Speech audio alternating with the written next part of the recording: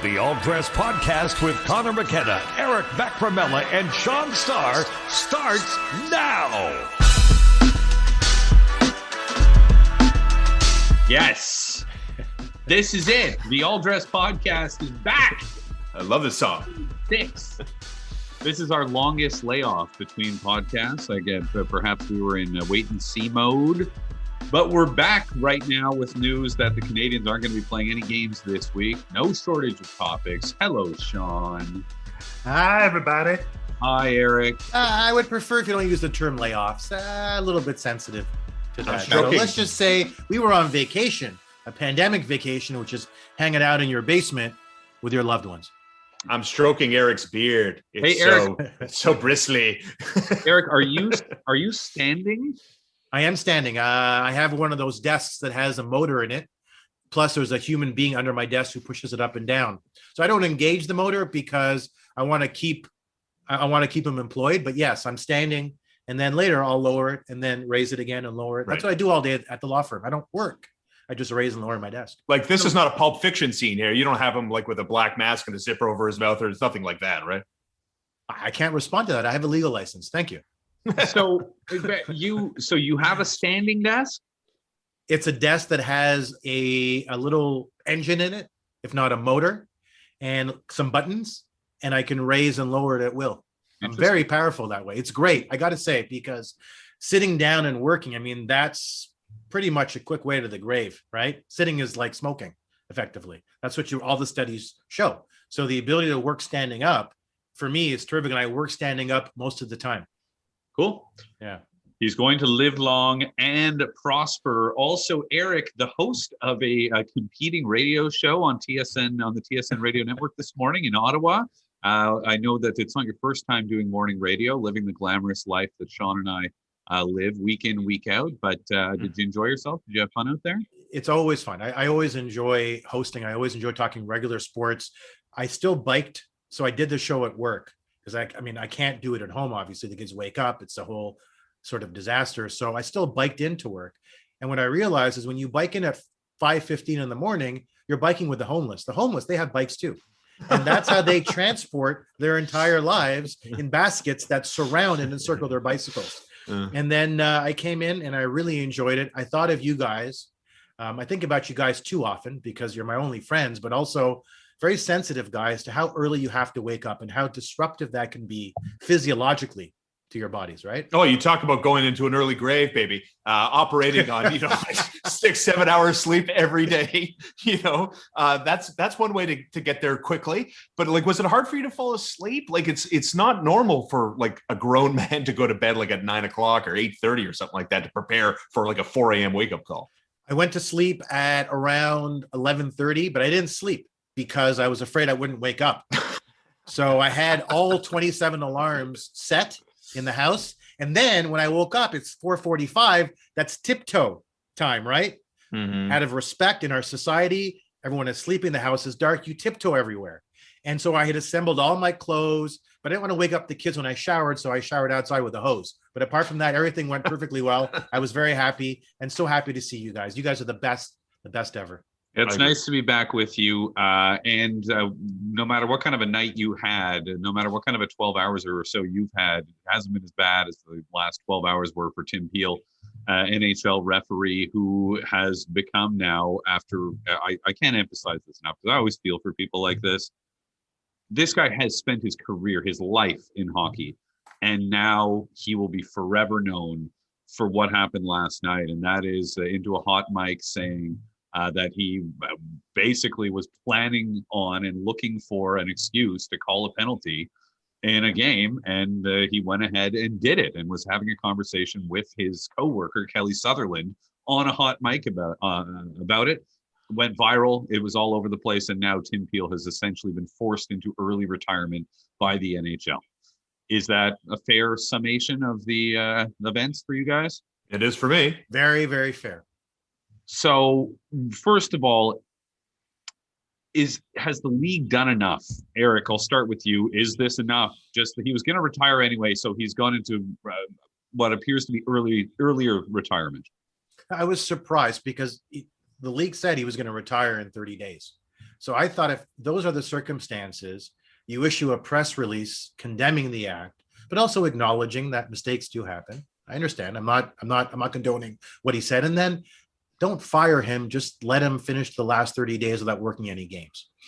Tim Peel, as you said, has worked a long time as an NHL ref. Since 1999, he's reffed nearly 1,500 games.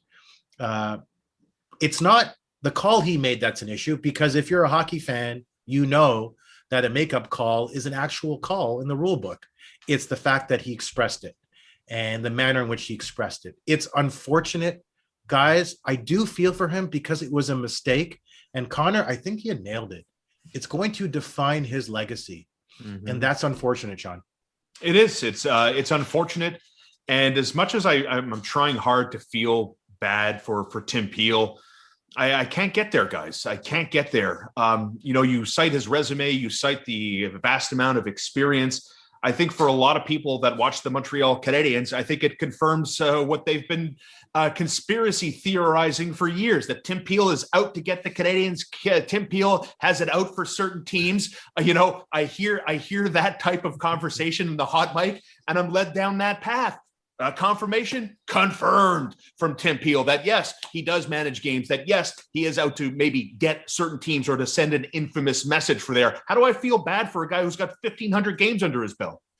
Yeah, I don't agree with people who feel that way at all. I don't think this confirms that Tim Peel's out to get the Canadiens or any other team. I mean, it confirms, like Eric says, in my view, it confirms a thing that I and any hockey fan who's been paying attention already knew. Yeah, this is how hockey works. Mm-hmm. This is something we've all been watching. He said the quiet part out loud. Yep, that's what happened. I mean, it's I part of the reason I feel bad for him is that, first of all, is he still going to get his pension and stuff? Oh, for sure. Right. Okay. So yes, whatever. I'm not worried about that. But I think anybody who's engaged in behavior that's not technically appropriate, but they're doing it along with, I don't know how many NHL referees there are, but let's just say, I don't know, 50. Everybody does this. Mm-hmm. And he's the only one who's being held accountable for it. And I think the NHL would like to sort of pretend that this is an isolated incident and that's getting rid of Tim Peel takes care of this, but it does not.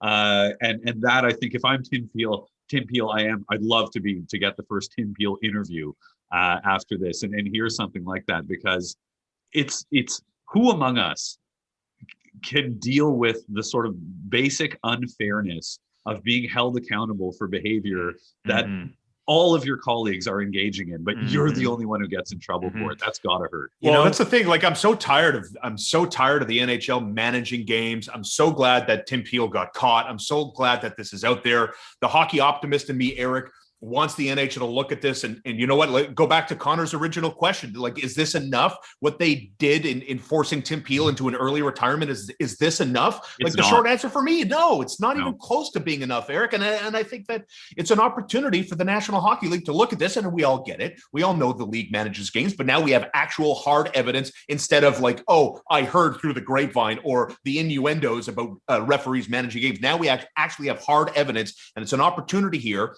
with the fact that gambling is a mainstream thing in North American sports again, to stop it right here and there, send a clear message to everybody, and that we're going to more or less clean house. And it begins with Tim Peel today. This is so interesting because we have a very different view of this, not an opinion, but an entirely different view. I don't see this as evidence that the league manages its games. This is simply evidence of what we have known as hockey fans since we started watching, that referees feel this obligation on the ice to engage as best they can in a just result, to try and even things out. This has nothing to do with being out for a certain player or a certain team. It has nothing to do with managing the outcomes of games. This is simply the hockey culture and simply the referee culture. He didn't get caught doing anything. He simply very sharply and in a single discrete moment revealed what we all know. This is the culture in hockey. It's an odd form of justice, but it's what governs these games. Yeah, and I guess though, I don't disagree with anything you just said there, Eric. And we got an interesting text from somebody this morning at the TSN morning show saying he's a coach. He coaches novice hockey, these kids. And he sees it, that the referees, they do the same thing. And it's the thing that you're talking about, Eric. I think you might even make an argument that their hearts are in the right place. Yes. But that what they're trying to do is, quote unquote, make it fair, which by definition is unfair because of this sort of weird way that you try to apply the rule book, whether it is 8-year-old kids falling all over the place or actual NHL players. It's amazing to me, really is kind of amazing that this really, it does go on at every level of hockey. It's a fascinating story. And as far as the repercussions go, I think what I'd like to see, the hockey fan in me, what I'd like to see them do is use this as an excuse to make some changes. And that would start for me with Colin Campbell as the director of hockey operations, a person who has no credibility in my view whatsoever, ever since his emails were released some time ago, especially the ones in which he was berating NHL referees for the way that they were treating his son. The fact that he was able to keep his job then was mind-boggling. The fact that he still has it is insane to me. Stephen Walcom, the director of officiating, I think there's questions that need to be asked there, but I think a message has to be sent. I realize that we all knew this, and I'm not going to clutch my pearls and act like I'm just learning of this for the first time. But as a hockey fan, I will say I would love to see them use this as an excuse to get better. And I know that they won't because they're the NHL and that's just not how they operate. But there is the part of me that just really would like to see that.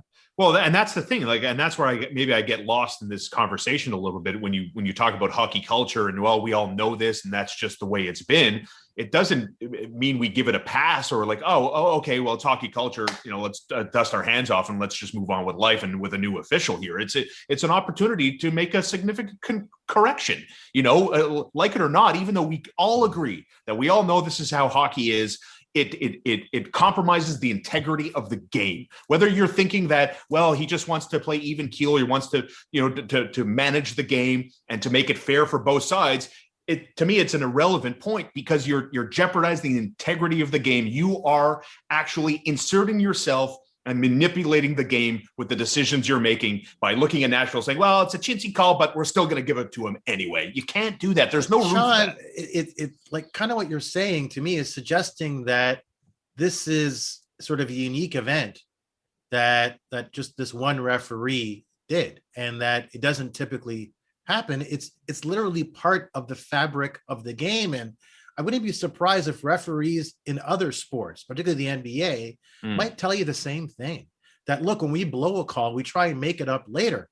Now, I understand the issue is it's kind of like this old thing that Oliver Wendell Holmes, Supreme Court Justice, told his student. This is not a court of justice. It's a court of the rule of law, right? But hockey referees have been engaged in this court of justice. And like Conor raises a really interesting point. There's nothing nefarious necessarily going on. Is it ideal? No. But what you're asking, Shaun, is not to change necessarily the culture, but to change human nature. And I don't know if you can do that. Well, listen, it's been a pet peeve of mine for years. Okay, that's because you gamble. So maybe I'm more sensitive to this. Maybe I'm more sensitive to this than others. Maybe. I just look at this and why have rules? Like I'm listening to you and you make valid points, then why have rules? Like it's supposed to be cut and dry. This is it. Hooking is hooking, not an interpretation of what you think hooking is. Hooking is hooking. And if you manage a game in the first period, you have a direct result on the final score, just as you do in the third period. By managing the game, you're taking away from the game. Then why have rules? Why not just have vague suggestions of what a penalty should be based on situations inside a game? But that's what they do have. That's what the NHL is. Think about, it's not just different rules. It's the time of the game, right? Yes. It's the what part of the season you're in. It's whether or not it's a playoff game, whether it's the 5th minute of the first period or the 15th minute of the third period, whether you're a veteran player or a rookie. We know this, right? Again, it's the quiet part was said out loud, but what we know is all of these things are true. And all these different things are always going through the brain of an NHL official. And Eric, I think, is right. Let's not pretend that this is exclusive to the NHL or exclusive to hockey. I happen to think it's worse in hockey than it is in other sports, but I think to I some agree. extent, it probably exists everywhere. But yeah, I mean, it is just it's like I said, for me, it's an opportunity to try to take as much of that out of the game as you can. And I know that the NHL won't seize it, but I'd love to see it happen, because nothing drives me crazier than the very, very vague interpretation of the rule book. That hang on, Shaun. You know, I agree with what Conor is saying. Conor, is the bigger issue, let me throw it back at you guys, is the bigger issue this makeup call, which we see all the time in the league, or is it the failure to apply the rules in a uniform way, irrespective of where a game is at? Because that rule book gets bigger and shrinks depending on where we are in the game. The closer you get to the net, the more they rip out pages from the rule book, right? The closer the game is, the more you rip out the pages. Isn't that more of an issue than a makeup call? For me, it is. It's 100% an issue, and that's, it's the point I'm trying to express about managing these situations in a 1-1 game in the third period of the first round of a game 5.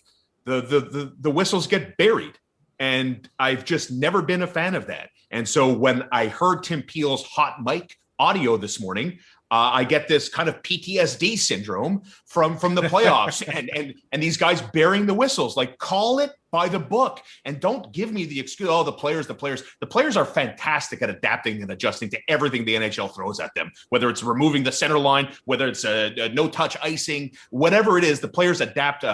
Visors, there are countless rules that they quickly adapt to, so I don't buy that as a plausible excuse either. And I also would like to add just one other thing, is that I'd be fascinated to know, because I believe this is sort of pervasive in the game, and it's not just referees. I would not be the least bit surprised if we got a hot mic into a Department of Player Safety conversation about a certain incident and how they handle it. I'm sure we would find out some infuriating information about how it is they come to their decisions. Same thing goes for the war room. Remember Brendan Gallagher's disallowed goal a couple of weeks ago? I wonder what those conversations are like. I wonder how much sort of making it fair those guys are trying to do. It opens up the window to all this stuff, and I'm a big believer in this. It's like if you catch your partner cheating on you, and they tell you this was a one-time thing, it'll never happen again. If you believe that, you're an idiot. It's the same thing as if your partner got or someone gets caught shoplifting, and they say, I don't know what, something came over me and I just did it. You're an idiot if you believe that. It's always the tip of the iceberg in situations like this. I'm a firm believer in that very basic premise. Well, it's like the Patriots, Spygate, right? The Patriots are the only ones that ever do that. No, they're not. They got caught. If I can, for just 1 second, let me throw this at both of you. Conor, if Tim Peel wasn't on the cusp of retiring, what he did and the hot mic that caught him, was that for you a fireable offense or a suspendable offense if you were in charge of it? I'm curious to see how far you would go with this. If I was in charge? Yeah. And let's pretend that he isn't going to retire at the end of this year. The thing is, like, if I was in charge, what I would do would be so much more sweeping than just Tim Peel. Like, there's something hypocritical about firing Tim Peel, given the conversation we've just had, right? You know that he's engaging in the same behavior that all of his colleagues are engaging in. Right. It's pretty unfair to single him out. So, that part of it makes me want to say, no, I wouldn't, because again, you're not addressing the actual problem. What you're doing is trying to win a little bit of a PR battle and hope that the problem goes away as a result of it. So my short answer would be no. Counselor? I don't think that struck me as a fireable offense when I first heard it. I laughed because it simply was a manifestation of what we know as hockey fans. If you think there are no makeup calls in hockey, then you're not a hockey fan. You haven't watched any hockey games. It didn't strike me as a fireable offense. What I want clarification on, and I assume you guys know this, the one piece of the story I'm not aware of is, did the NHL announce, because he's only 53 years old. Peel's only 53. Did he indeed intend to retire at the end of this? He did. Yes. Okay. Yes. So then I find fault with the NHL under these circumstances. He has 30 days to go in his employment. Let him ride off in the sunset. without the stain on his resume. He had 30 days to go. He's been at the NHL for 22 years. Why fire him? It accomplishes nothing. Because as Conor is kind of suggesting, and you are too, is that this is a systemic issue with the league that requires a cultural shift or change. And it's not accomplished by firing. It's accomplished by what?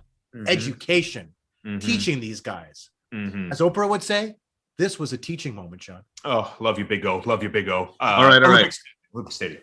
We got to move on. We've spent, I think, more time on this topic than any other topic. It's fascinating.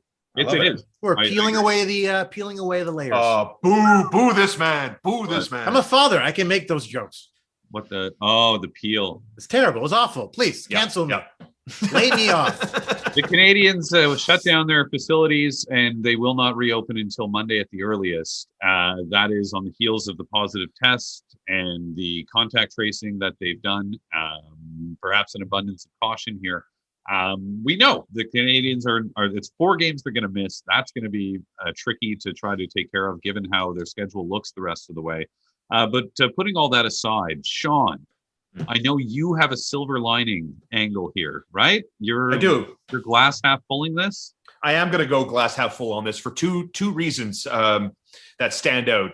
I'll start with Tyler Foley and the fact that Dominic Ducharme had already come out before Monday when they were scheduled to play Edmonton, that Foley was going to miss 3 games against the Oilers. So there's a silver lining right then and there with the Canadians out all week long. It's an opportunity here for him to miss no games, get him back in the lineup if and when they're allowed to get there. And the other part is when you look at other leagues, other teams, whether it's the NBA or the NHL, there are enough examples of a lot of players, even some coaches like the Raptors' Nick Nurse, absolutely decimated the organization through COVID. The other silver lining for me is either Kotkaniemi or Armia. One of those two has COVID. And as far as we know, as we tape this at almost noon on Wednesday morning, that so far there isn't any other positive COVID test. So if the testing and the protocol goes as they expect it to go, that should be the end of the line, Eric. And for me, that's good news. We're not talking about 5-6 role players trying to recover from COVID at the same time.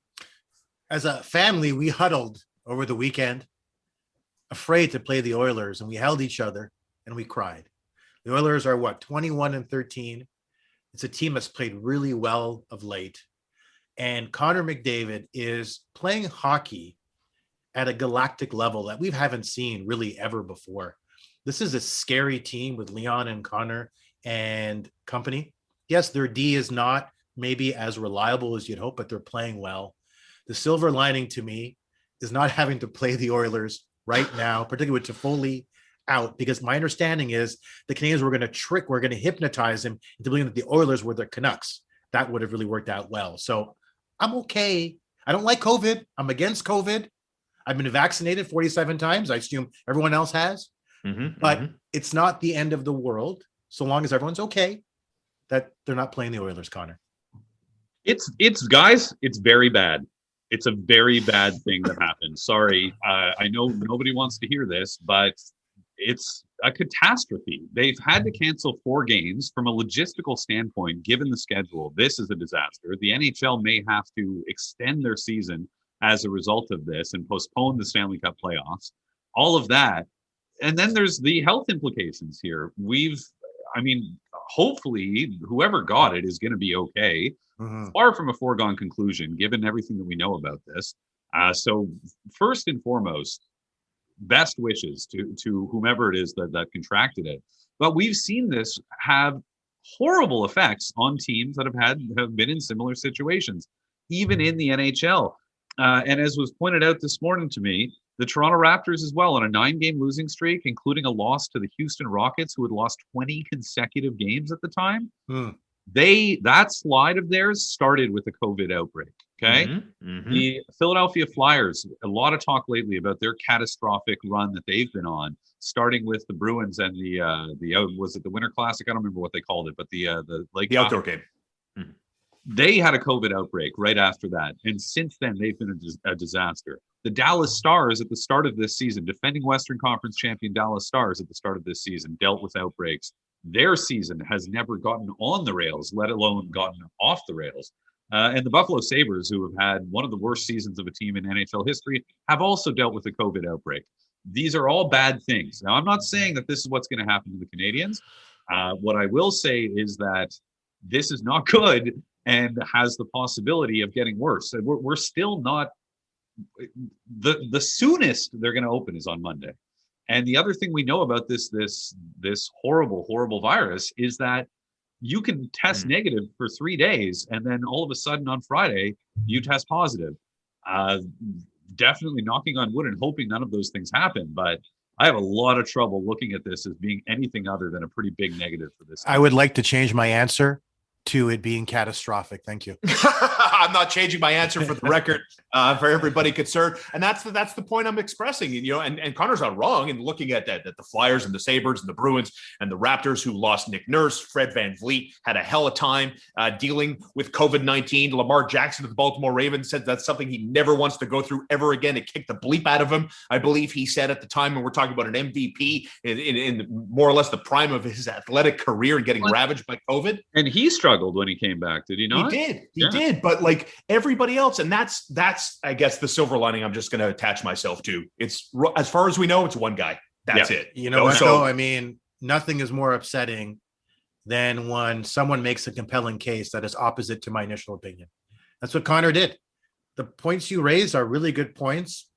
And while I don't want to do this, I'm changing my mind. You have made very good points that this is potentially quite problematic. And I think the key point you've made is the virus interacts with everybody in different ways. It's quite arbitrary in how it manifests itself. And one issue you are seeing with athletes who don't fit the profile, people who will be adversely impacted by the virus, they have potentially some heart issues. And so there is cause for concern, particularly with these, young player who's got his whole future ahead of him. So let's not forget, these players, while they're hockey players, they are putting their health and safety on the line to play this game. And we should afford them every opportunity for respect that we can. All right. And you mentioned Tyler Toffoli there, Shaun. Eric, I know that you are, like many people, have been sort of curious about what's been going on with Toffoli. No obvious moment in any game that I've watched indicates to me what happened with him. What are they saying? Upper body? I thought it was lower body. Yeah, lower. I thought it was lower. LBI. Not upper, but lower. So, and of course, where exactly does the upper body end and the lower body begin? I'm not sure. But your reaction, your thoughts, Eric, on this Tyler Toffoli situation? I have a significant issue with the league not disclosing the nature of injuries. My son, Daniel, who I've talked about on this podcast, it's getting to the point where we're talking about my kids so much, they're like Kathy Lee Gifford talking about Cody. But Daniel, my 7-year-old, I told him, I said, look, this week, Toffoli's out. And so my son said, oh, what's wrong with him? He looked really worried. And I said, well, he has an injury. And Daniel said, what kind of injury? I said, well, it's just lower body. No, he said, but what is it? So the league won't tell us. And his response, I can't make this up. It's word for word, intonation for intonation. He goes, Daddy, in the NFL, they tell us, but not in the NHL. That doesn't make any sense, Daddy. He's right. We are in a time where I refer to this as the information age. We need this transparency. Now, look, it's inevitable. The league will be disclosing the nature of injuries because this is how you monetize sports when it comes to gambling, and gamblers demand transparency. But from a fan standpoint, like, I get Ken Holland's view. 10 or 15 years ago when they put this rule in place, it was because he thought players targeted other players. Well, first, players don't target other players. And if they did, you don't have to know what the specific injury is to target a player. Just hit him and hope that you hurt him. I would like to see that transparency. Why? Because as a fan, I'm sure you guys are the same. I care about Toffoli, and I want to know what's wrong with him so that I can understand what's wrong with him, so that we understand why he may be playing the way he's playing. What's wrong with that? What's wrong with that is that the NHL is a stuffy organization. That's what's wrong with it. They again, as I said last week on the podcast episode, I really do think that they look down at the media, that they are always the smartest people in every room that they happen to be in. And then people like Eric and Conor and myself, we don't know what we talk about because we didn't come from that world. All you have to do, and there's a lot wrong with the NFL, but it is the biggest, baddest, most profitable league on our continent. Look at how they operate. And you're 100% right. Had you not said it, Eric, I was going to jump in and say the gambling perspective, the legalization of gambling, the partnership with various bookmakers in various rinks and in various stadiums, in sporting venues, changed the landscape. It won't be much longer before you know the exact details of a lower, upper, mid-torso related injury. And for the record, Connor, I would say my belly button is my equator, and that's my separation. Upper from the belly button, lower from below it. So like a hip is a lower body, obviously. On my body, yes, my belly button is my equator. What about what if your hangs hang below your belt, but other times you raise your hands in the air? That's right. Upper body, lower body. Lower How body. does that work? That's how the NHL does their business. They're exactly like that. Seriously, Conor, though, go ahead. would a hand injury be an upper body injury or lower body? It feels like it'll be upper body because Yes. it's attached to the upper body. No, Interesting. but guys, doesn't it feel like the NHL is here to serve its fans? That's what sports is, entertainment. I feel like sometimes they forget that we're really important. Connor, I don't know. Yeah, there's a disconnect there for sure. I'm not going to disagree with that. Hey, Shaun, Conor? the license plate on your wall, is that, first of all, is that your mantle behind you? Is there like a fireplace? Yeah. Okay. It's my whole fireplace set up here with some nice fake plants. So is that vanity plate always there, or do you only put it up for the podcast? I only put it up for the podcast. As much as I would like it to be there permanente style, Permanente. my better and smarter half has put her foot down. Yeah. I do this with you guys. Do you really believe that she's smarter than you? I want to get to the bottom. People always refer to the girl or the guy in the relationship or the girl as a smarter half. Do you really believe that, or do you feel like you're a bit smarter than her? She is smarter than me. Conor, is she your better half, or is she your worse half? I'd say she's a better person. Yeah, actually, I've met her. Yeah, But I don't. This may shock you guys, but I often, like the NHL, think that I'm the smartest guy. Shocking. Yeah, I want to like Erica. Your wife is also a lawyer? She is. Yeah, she works at Canada Post. She's a labor lawyer there. And so, what's that like? What's the dispute like? Do you let her win, or do you challenge? The legal minds go at it? No, it's quite a thing. She'll bring motions and get injunctions, and not just overeating a bowl of Cheerios. No, it's quite something. I highly recommend marrying a lawyer if you're a lawyer. It's a lot of fun because nothing is contested. All right, did you guys hear this story about the guy who found a cinnamon toast shrimp tails in his cinnamon toast crunch? Yes. He found a string. He found, I think he described it as black marks baked into the cinnamon toast cereal. I've been following this story. I've been reading all the correspondence. I know what's going on. Was there also some dental floss too? I heard there was some dental floss. Yes, a piece of white string. But what's the most important part of the story? It's who his wife is. Topanga. Yeah. Hello, boy meets world. Yeah. 15-year-old me. Beautiful hair. 15-year-old me is a big admirer of this guy. 15-year-old me. So, all right, and now finally, let's get to our top four. Now, this is very complicated, and I wanted to lay something out here because I'm worried that you guys are going to try to pull some kind of a fast one on me here. Okay, Ooh, but what we're going to do this week's Big Four, top four, whatever, chocolate bars. Now, I'm going to add a caveat here. North American chocolate bars, okay? Yep. So I don't want you guys coming at me with some weird bar from Holland or something like that. We're keeping this in terms of chocolate bars that can be purchased at, let's say, your average depanneur, or as Eric now calls them, a corner store, I suppose? A convenience store, because it's incredibly convenient. They're always open. How close is your closest convenience store, Eric?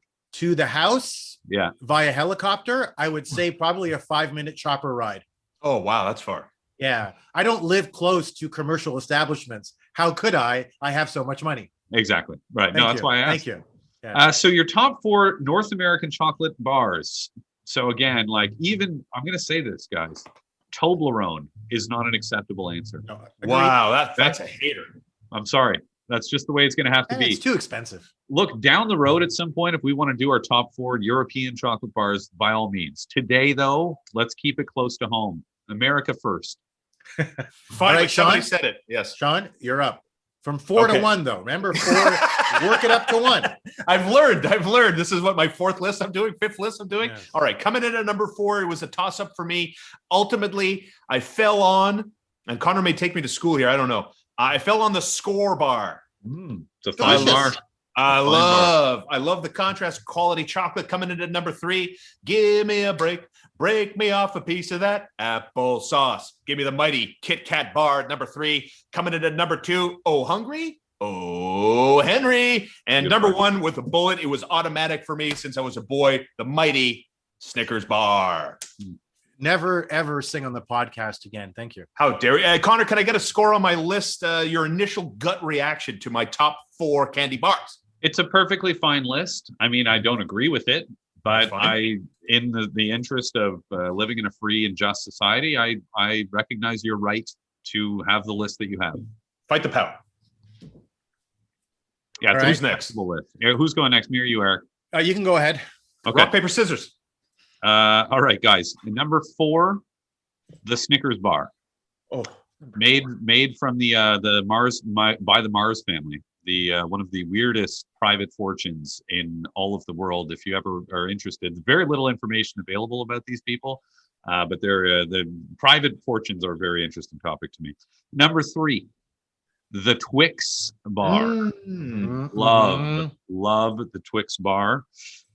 Number 2. Now this is where things might start to get controversial, but that's what I'm here for. The Wonder Bar.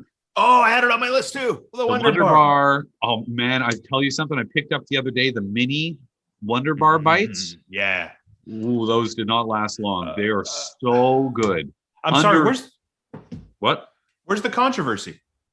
The Wonder Bar? I just Yeah. think a lot of people don't appreciate the Wonder Bar for what it's worth. And number 1 on my list, another Mars family product, the O. Henry bar. Quality answer. Very nice. Those are all very delicious. First, I'd say I want to just start with the most disgusting chocolate bar, and that's the Bounty. Coconut is disgusting in anything, Big and Turk. it should not be in a chocolate bar. Shouldn't be anywhere. Gross. Awful. That and cilantro have to go. The Big Turk would like a word with you out back there, Eric. There's another bad one. That is not a problem. Okay, so number 4 on my Man, list. coconut. You don't like coconut and cilantro? I hate cilantro. I Yeah. cannot. Wow. But I'm one of those people. Did Right? you know this that cilantro? It's one of those things, and there's cucumbers are a similar thing. That certain people experience the smell and taste of cilantro completely differently Yes. from others. Yes. And you're probably one of those people. A friend of mine, he can't be in the same room as if I'm cutting a cucumber. He can't be in the room. Wow. Wow. It makes him sick. It makes him ill. Does that I've suggest never other heard issues though? Maybe. Okay. Anyway, number 4 on my list is the classic one. I'm surprised you didn't mention it. It's delicious. Dairy milk. I love Classic. dairy milk. My Yeah. grandfather. Fine. My grandfather love used to it. cut them up, a full chocolate bar, and give us each a square. Yeah, it's my dad's favorite candy bar, and I will say, as far as the quality of chocolate, it is Yes. the best quality of chocolate in any candy bar. Exactly. Oh yes. I'm sorry. I'm going to have to call a foul here. Cadbury is a British company. Therefore, Dairy Milk Wow. is a European bar. Oh, this guy. Oh no, you're worse than Tim Peel in your makeup calls here. Oh, that's right. Okay. Next on my list is it's a different one. I thought I would put it in because it's different. 3 Musketeers. I like how soft. It's a very cushiony. It's very cushiony. A Mars bar with no caramel. Exactly. Get the hell out of here. I like the Lame. focus on the cushiony nature of it. Number 2 on my list is Wonder Bar. I love the Wonder Bar. Oh, It's wow. It's like the Elastic Man of chocolate bars. It's So good. fantastic. I love it. And number 1 on my list, I have 2 that are tied for number 1. Score. I love Score. Gets in your teeth though, but it's fantastic. And then also tied for number 1 is Caviar. When was the last time you bought a chocolate bar? Yesterday. Probably a couple days ago. Yeah, I bought a coffee crisp and a Kit Kat, and then I ate them on the way home. Yeah. I'm a pig. yeah. I'm disgusting. Yeah, I'm the same way. I can't believe that nobody had a coffee crisp on their list, eh? No, That's Yeah. that's outrageous. I don't even think, Connor, it would make my top 10 if we went 6 more. I don't think it would Really? be top 10. I feel like we take coffee crisp for granted. That's Yeah. the thing. Are you a big? I'm a big impulse guy. Like when I go pay, like I'll purposely not pay when I put gas in my car. I won't pay at the pump for the sole purpose so I can go into the gas station and buy a candy bar at the counter. No. Any opportunity I have not to interact with people, I'll take advantage of it. Talking about poor impulse control, I'm the guy who buys the solid chocolate Easter bunnies, not on Easter and not for my kids, but for myself in my office. I have problems, yes. Like a Costco style? It's a big bunny. It's big. There's a lot of chocolate there. I'm not going to lie to you. You're such a weirdo. I know. Where is it? I mean, I'd like to. It's in my I wanna tummy. see it. It's Add it to your already? background. It's in my tummy. I ate it yesterday. Yeah. All right. Well, I think that's it. I think this conversation has run its course. Yes. It's come to its natural end, and we're now going to put it out of its misery. All right. Thanks, guys. Nice hanging out with you guys, and we'll talk to you again soon. Thanks for supporting the podcast. Check us out, as you obviously just have, on all platforms. Rates and subscribe and all that good stuff, and we'll talk to you again soon. Peace.